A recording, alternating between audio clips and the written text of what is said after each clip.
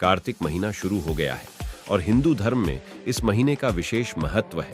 कहते हैं कि यह भगवान विष्णु का प्रिय महीना है और इस महीने पवित्र नदियों में स्नान करने से पुण्य मिलता है। कहते हैं कि इस माह में भगवान विष्णु अपनी योग निद्रा से जाग जाते हैं और इसके बाद ही हिंदू धर्म में मांगलिक कार्यों की शुरुआत होती है। कार्तिक मास में ही करवा चौथ, अहोई अष्टमी, दीपावली, गोवर्धन और भैया दूज जैसे महत्वपूर्ण त्योहार आते हैं। कार्तिक माह का स्नान विशेष महत्व रखता है और यदि आप पवित्र नदियों में स्नान नहीं कर सकते तो नहाने के पानी में गंगा जल मिलाकर उससे स्नान करें। जो व्यक्ति कार्तिक स्नान करता है उसे पुण्य फल प्राप्त होता है। साथ ही इस दौरान स्नान के बाद पूजा करनी चाहिए और फिर कथा भी सुननी चाहिए। एक नगर में एक ब्राह्मण दंपत्ति रहते थे और वे दोनों प्रतिदिन 7 कोस दूर गंगा व यमुना नदी में स्नान करने जाते थे। इतनी दूर आने जाने से ब्राह्मण की पत्नी थक जाती थी, इसलिए एक दिन उसने अपने पति से कहा कि हमारा एक पुत्र होता तो कितना अच्छा रहता। पुत्र के बहू आती तो हमें घर वापस आने पर खाना बना हुआ मिलता और बहू घर का काम भी कर देती। अपनी पत्नी की बात सुनकर ब्राह्मण ने कहा कि तू सही कर रही है, चल मैं तेरे लिए बहू ला ही देता हूँ। ब्राह्मण ने कहा कि एक पोटली में आटा डालकर कुछ मोहरे रख दे। ब्राह्मण के कहे अनुसार उसने पोटली बांध कर दे दी। पोटली लेकर ब्राह्मण चला गया। ब्राह्मण को सफर के दौरान यमुना के किनारे बहुत ही सुंदर लड़कियां दिखाई दी। वे रेत में घर बनाकर खेल रही थी। उनमें से एक लड़की ने कहा कि मैं अपना घर नहीं बिगाड़ूंगी, मुझे तो रहने के लिए ये घर चाहिए। लड़की की बात सुनकर ब्राह्मण मन ही मन सोचने लगा कि बहू बनाने के लिए यही लड़की उचित है। जब वह लड़की जाने लगी तो ब्राह्मण भी उसके पीछे पीछे उसके घर तक पहुंच गया और वहां जाकर ब्राह्मण ने उस लड़की से कहा, बेटी, कार्तिक मास चल रहा है, इसलिए मैं किसी के घर खाना नहीं खाता। मैं अपने साथ आटा लेकर आया हूं। तुम अपनी माता से पूछो कि क्या वह मेरे लिए आटा छानकर 4 रोटी बना देंगी।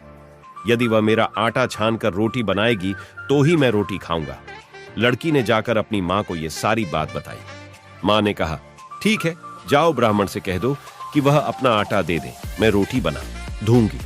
जब वह आटा छानने लगी तो आटे में से मोहरे निकली और वह सोचने लगी कि जिसके आटे में इतनी मोहरे हैं उसके घर में कितनी मोहरे होंगी। जब ब्राह्मण खाना खाने बैठा तो लड़की की मां ने उस ब्राह्मण से पूछा, क्या आपका कोई लड़का है और क्या आप उस लड़के की सगाई करने जा रहे हो?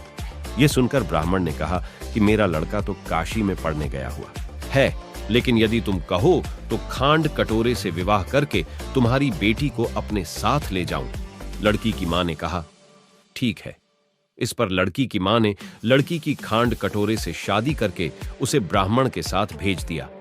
ब्राह्मण ने घर आकर कहा, रामू की मां दरवाजा खोलकर देख, मैं तेरे लिए बहू लेकर आया हूं।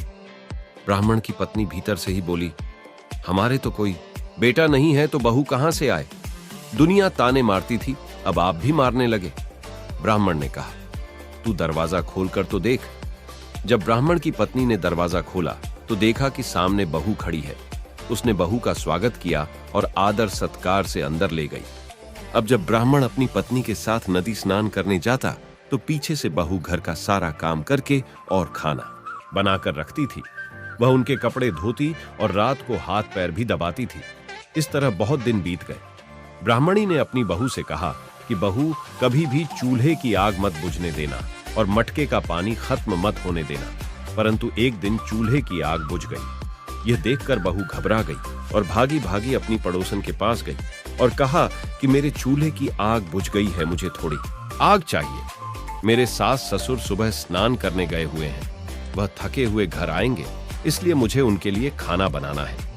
यह सुनकर पड़ोसन ने कहा कि तू तो बावली है, तुझे यह दोनों मिलकर पागल बना रहे हैं। इनके कोई पुत्र नहीं है और ये निसंतान है।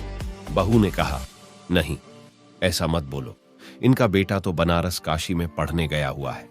इस पर पड़ोसन ने कहा कि यह तुझे झूठ बोलकर लाए हैं। मेरी बात सच मान, इनके कोई बेटा नहीं है। अब बहू पड़ोसन की बातों में आ गई और कहने लगी कि अब आप ही बताओ मैं क्या करूं। पड़ोसन ने कहा कि करना क्या है, जब तुम्हारे सास ससुर आए तो जली हुई रोटियां बनाकर देना और बिना नमक की दाल बनाकर देना। खीर की करछी दाल में और दाल की करछी खीर में डाल देना। पड़ोसन ने उसे अच्छे से सिखा पढ़ा दिया और फिर जब उसके सास ससुर घर आए तो उसने न तो उनका आदर सत्कार किया और न ही उनके कपड़े धोए। जब उसने सास ससुर को खाना दिया तो सास बोली, बहू, आज यह रोटियां जली हुई क्यों हैं और दाल भी अच्छी नहीं है। तब बहू ने पलटकर कहा कि एक दिन ऐसा खाना खा लोगे तो कुछ बिगड़ नहीं जाएगा तुम्हारा। सास ससुर को खरी खोटी सुनाकर वह फिर से पड़ोसन के पास गई और बोला कि अब आगे क्या करना है। पड़ोसन ने कहा कि अब तुम सातों कोठों की चाबी मांग लेना।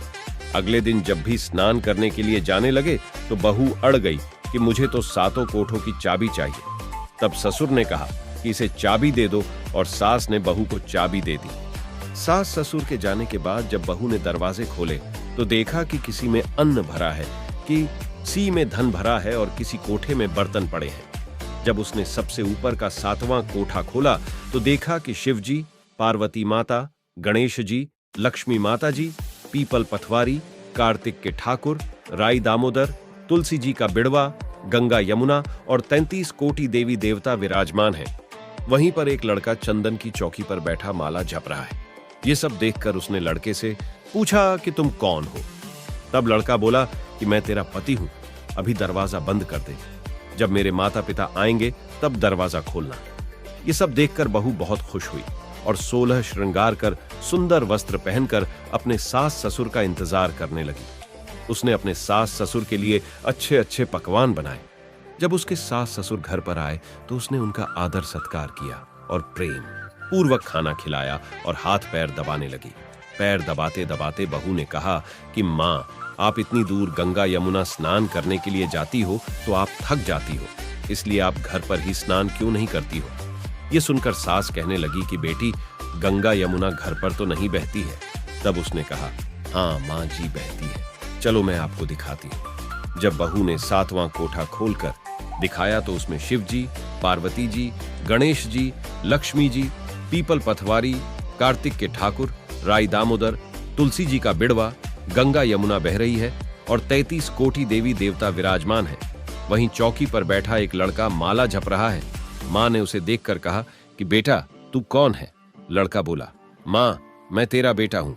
तब ब्राह्मणी ने पूछा कि तू कहां से आया है। लड़के ने जवाब दिया कि मुझे कार्तिकेय ने भेजा है। माँ ने कहा, बेटा, यह संसार कैसे मानेगा कि तू मेरा बेटा है।